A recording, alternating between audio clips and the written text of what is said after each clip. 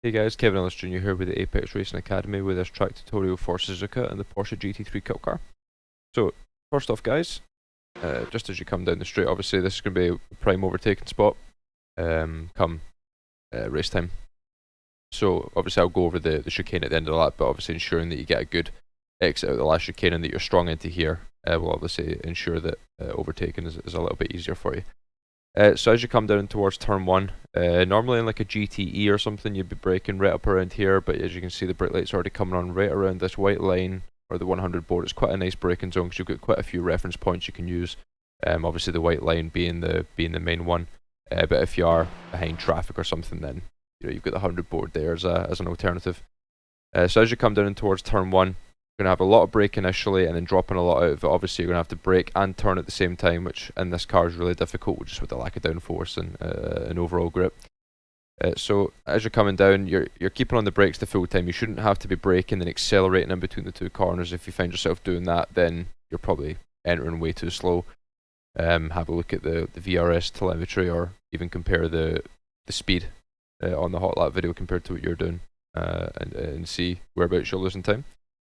So essentially as we come in here you can see we're holding the brake the whole way, just clipping the curb on the left. Don't go out on the green stuff, you're more likely to insta spin if you go out there. So just your left hand wheels onto the red and white is absolutely fine, down into third gear, keeping the brake on, and then essentially as you come past the start of this curb on the inside you want to start thinking about getting back to power. Not dead on here, but just essentially as you come past it, and you can see we've passed it there and then we're starting to get onto the throttle here. So it's a rough reference point, it's not bang on, but essentially from inside the car, see it disappear out of shot, and then a few frames later we're picking up the throttle here.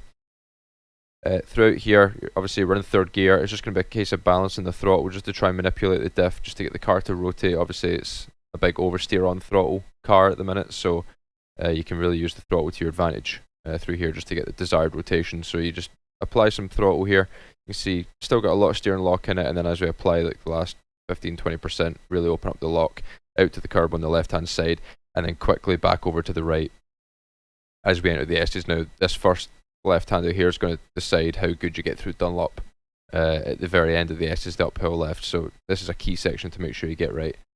So as we come past this dirt patch right here, sort of dusty mark on the track, this is roughly where you want to start picking up the brake. You can see just a little bit of brake, and I just leave it in fourth through this left hander. Nice and aggressive up over the inside curb just to try and open up the left as much as, or open up the next right as much as possible, should I say. Into the middle of the track, keeping it in fourth again, and essentially as we come past from inside the car, you're looking for this point here to start kind of braking, but you can see we're pretty early on the brakes into here. It's really more about feeling, there's not really any specific marking. You can use maybe these black marks on the track here, you can start braking right as you get to here. You see we're getting there and then starting to apply the brake, so that's maybe a spot that you could use when you're inside the car. So yeah, we keep it in fourth, just a little bit of brake just to trail it, and then there's some like darker marks on the curb on the inside here. You can see sort of like black tire marks. I use these just as a bit of a rough reference as well. Again, it's not bang on, but it's just a bit of a rough reference. You see we passed just the start of it there, and then that's when you'll start kind of feeding the power in gently. If you look for the black mark just starting on the inside right around here, we start getting to there, and then you can see we just start to feed the power in slowly. It's not bang on, but it is a rough reference that's not going to move. Obviously if you are behind traffic it's a little bit more difficult, but obviously just try and practice that as much as you can. If you've got some friends or some teammates to work with, or even just join an open practice session and follow someone around, or alternatively join the Apex Academy hosted sessions every Tuesday night, and we practice that on a weekly basis, is following in traffic and just getting comfortable with driving blind almost. That's a great way to learn that. So yeah, we do get to 100% throttle here, just nice and patient, because you don't want to get back to full throttle back here, because then you're going to end up way over on the left hand side. You want to come out in the middle of the track so that you're still leaving yourself some space to open up the left hander here. So we're out into the middle of the track in fourth gear, and then we brake just as we come past the start of this curb on the left hand side here. You can see just the brake beginning to come in now as we're coming up to the start of that left hand curb. And then obviously this is uphill, so you don't really need as much brake as you might think. The car's going to decelerate a bit easier with very little brake input, so we've got very little brake. And then as we pass the start of the green on the inside here, this is where we pick up the throttle. So you can see, get to the green, beginning to come off the brake and apply the throttle. Nice and tight to the inside, not all up over the inside curb like we were earlier, just wrapping it around the white line. And then here you can exit near enough over to the right, and you want to start braking right as you get to the start of this curb here on the right. And you want to kind of mini diamond this. So you can see we just brush the white line on the inside, track out, and then pick up the throttle and get back to the white line on the inside again. In terms of throttle pickup point, again, it's the same as earlier. There's some darker patches on the curbing right around here. It's just before it comes into shot. Just try and get comfortable with, you may even use this little black mark here on the white line. You can see basically as that comes around the corner and into shot, you can see we can just about make it out now, and you just see the slightest slide of the throttle there, and then we start to apply more as we get there. That's essentially what I'm using as a marker. And again, similar to before, make sure you're only tracking out into roughly the middle of the track, preferably to the right of the middle. You don't want to be away out to the left here because you haven't got enough grip to get back to the right and then up to the left efficiently. So nice and tight, back over to the right, and then just applying throttle the whole way through, nice and patient in fourth gear, all the way up the hill. And then if you get back to throttle too early, it will shoot off here. You can see how long it took us to get to full throttle, but we're right up there around 80-90%, but we're just holding that. We don't want to be right up at 100% nice and early, and you can probably use this as a bit of a reference as well. Right as you get to around about here, you're probably safe as the gradient sort of flattens out up over the top. Now through here, it's flat, but it's not easy flat. The car's really on edge coming through here. You can see we're counter steering the full way through, but then just make sure you get to the left and in a nice straight line, begin to brake. Just as you pass this 15R board here, you essentially want to start braking, or you can alternatively use this sort of patch in the dirt here. Now in terms of gearing for this corner, just leaving it in fourth through here. And essentially as you come in, you're trail braking the full way in until you hit the apex curb. Just pick up the throttle right before you get there. You can see we're getting the car slowed in this whole section here. By the time we get to around about here, we're picking throttle back up to try and power it out at the corner. You can see, pick up the throttle, not all up over the curb on the inside, just catching the camber on the inside, keeping it in fourth and then drifting out to the outside. You don't want to be all the way out here. There's a couple of really nasty bumps right out around here. You can see we're being actually quite careful with it here, sort of coming away from the curb early, and then into here, just leaving it in third as we hit the inside curb there. You can see that menu was stuck up for some reason. So you can see as we come in here, we just want to clip the inside. We don't want to be all up over the green, but just clipping the inside of the curb enough just to let the left rear really sink into that rotation and help push the car through the corner. And again, similar to before, picking up the throttle right before the apex, right as the inside front hits that curb. Start applying the throttle and be nice and aggressive with it, and then just nice and patient with the last 10% or so. You can see you can track out on the exit and no off track. Into here, I just leave it in fourth, let it hit off the limiter. Saves you from getting any kind of overspeed into the hairpin. However, if you are in a battle and you want to go for a move, shifting up into fifth is possible. It's definitely an option for you. So essentially, as we turn in here, we're going to gently roll out the throttle right around the start of this curb. So you can see we're getting to the curb here, begin to roll out the throttle, and you want to not be fully to the right under the braking zone. You don't want to be like right up against the white line, but you do want to be further to the right in the middle of the track, and then slowly kind of bringing it in at an angle. You don't want to be over here, but at the same time you don't want to be away out here. There's a nice camber to the track right around the middle. You can see it sort of dips right in around here where the darker tarmac patches are. So you really want to utilise that. So nice and slow to threshold here in fourth, down into second. You can use first if you're a little bit slower through here. It will be fine, just be careful when you're applying the throttle. But I like to use second, and we just sort of gently arc it into the corner. Don't want to be apexing right here, but you can see we're aiming for the apex right around here, which as we get round you can see we're right on the white line. Don't want to be using the curb on the inside. Just over 180 degrees of lock as well, still in second gear, and then nice and aggressive.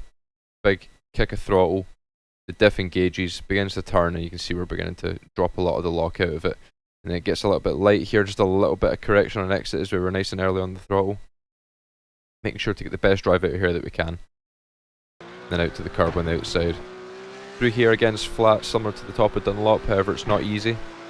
You do need to use all the track, so right out to the white line on the outside, and then bring it back, and then here I'm just leaving it in fifth as well. I'm not shifting up into sixth, but again if you're going for a move it is possible. Then for the braking point, right around here you can see just again a weird sort of mark in the dust here. You can see this bit that sticks out the most. You want to brake just before it, right around here, and down into, I believe, down into fourth. Yeah, down into fourth for the left, up over the red and white on the inside. And then as you hit the apex for the left, you want to pick up the throttle, just to give it a little boost of speed. And then you want to drive right out to here. Now, you want to make sure that if you are going to commit to this line, your right hand wheels have to be in the green. If they're in this bit here, the car's going to spin. So if you are going to run this, either commit to driving completely over the green on the outside, or just keep your right hand wheels in the red and white here. Keep your right hand wheels more where my left hand wheels are. It's going to harm your drive in and drive off down towards spoon, but ultimately if you can't get this consistent, then don't do it, because you will end up spinning. However, it is quicker, so you should absolutely practice trying to get there. So we're trailing all the way in fourth gear, hit the curb on the inside, and then as we come off it, just a little boost of power just to get it to the outside, and then as we start aiming to come off the curb, get rid of the throttle. Just a very light amount of brake. It's just to get some weight over the front end as the track drops away and get the nose in. And then as we hit the curb on the inside, picking up the throttle nice and early, get the run down the hill, nice and patient, and you can extend out here if you like, all the way out to run about here. No off track, you should be fine. So down and towards 130R now. Really tough corner in this car, but again, a little bit of practice, you should be okay. So there's no perfect braking zone for this because the 100's too early. You can see we're past the 100 and we're still almost full throttle. 50, way too late. So it's essentially just shortly after the 100.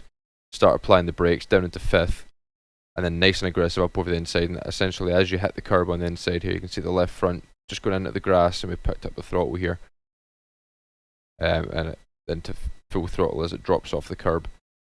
Similar to spoon, you can get your right hand wheels out on this green part, but if you get it on this green part, the car will spin. However, it's not really advised driving that wide out here because it is very risky and there's not really much time to be gained as opposed to spoon. So just try and keep your right hand wheels on the red and white. It's nice and safe. So yeah, braking just after the 100, down into fifth, pick up throttle right before you hit the curb on the inside, or right as you hit it. And then you should be able to get to full throttle as it drops off the curb, extend out to the right, and then begin to pull it back to the left for the start of the, I think it's a Casio triangle they call it, the final chicane here. And it's right around here. We're going to start braking for the final chicane. Similar to 130R, the 150's too early, 100 up here is way too late. So it's more like the 135 or the 130. We start applying brake right as we come across this dirt patch here. So from inside the car as you're coming up, you see this first big line here, second big line, braking right around here. And down into second gear. Now nice and aggressive up over the right, you want to cut as much of this as you can, however there is an off track, so be careful. This is about as much as I could get consistently without snagging the off track. And again, you don't want to, similar to the S's, obviously this corner lines up the next and all the way down the front straight, so if you can be strong through here, you're going to find overtaking a lot easier. So make sure you practice this a fair amount. So essentially, as we come in here, you want to start picking up the throttle just before we hit the curb on the inside. This will transfer the weight to the back of the car. Should make the curb behavior slightly better. And again, see, we're just it just sort of maintains the speed around 84, 83. And then we essentially land just to the right of the middle of the track and then start to turn to the left. And you don't want to be all up over the green on the inside quite as such, because you can see here we're going to just sort of catch the lip there. You can see just as we're coming down, it catches the lip and jumps again. Ideally, you just want to drive right around the red and white nice and smooth, get a better run off. But this didn't cost us really too much time, but it is a little bit riskier running this line, because obviously if you catch us wrong and then land with a bit too much throttle in, it's going to spit you off here. You're going to end up off here and end up pitting unintentionally. So yeah, make sure that when you come through the right that you are opening up the left as much as you can, but also attacking the apex to get the lap time out of it. And then as you come off the corner, obviously to the red and white, full throttle. Shouldn't need to lift down through here, the car's got enough grip. And then run it on a qualifying lap, run it all the way around here if you can. You can see we're running it nice and tight to the inside. On a race lap, typically you'll sort of come around at this sort of line, but you will just begin to kind of track out to get to the left hand side of the circuit where naturally you're going to run down the straight anyway. But with that, guys, that is a lap of Suzuka. So if you found this informative, then you know, hopefully you can use some of the information for this and apply it to your racecraft. As always, if there's any kind of questions, then you can just ask away in the Apex Racing Academy Discord, and we'll get back to you in due course. But with that, guys, best of luck this week, and hopefully you've had a good season. We'll catch you next season for season 2, hopefully.